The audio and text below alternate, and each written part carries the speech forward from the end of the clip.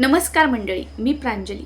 जेव्हा तुम्ही सगळे उपाय, सगळ्या सेवा करून थकलेले आहात, जवळचा पैसा, भिंतीवर हे लावा, हातात हे घाला, गळ्यात ते घाला, देवघरामध्ये देव ठेवायला जागा नाहीये, इतके सारे यंत्र, इतक्या साऱ्या वस्तू ठेवलेल्या आहेत, तरी सुद्धा संसारामध्ये, घरामध्ये आहे त्याच समस्या आहेत त्याच अडचणी आहेत.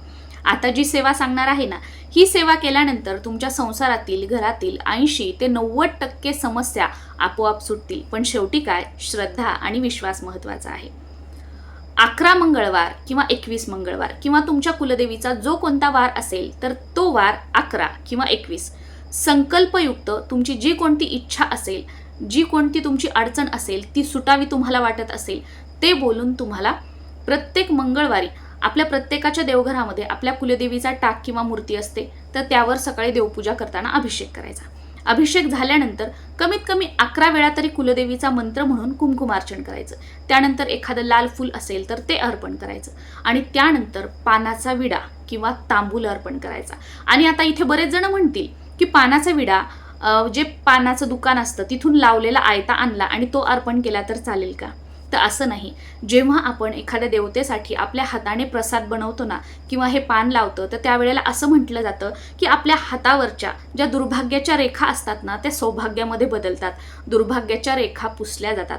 त्यामुळे स्वतःच्या हाताने आपल्या कुलस्वामिनीसाठी पानाचा विडा बनवण्याचा प्रयत्न करा.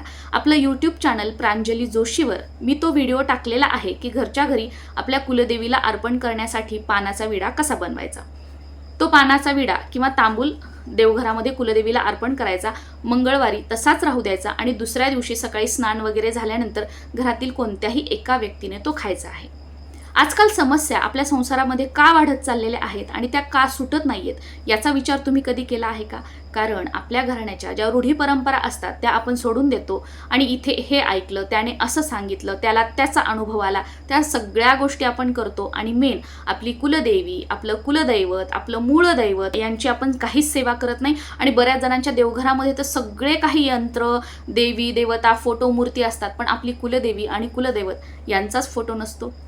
त्यामुळे आपल्या कुलदेवीची ही सेवा करायला सुरुवात करा. बघा, तुम्हाला खूप चांगले अनुभव येतील.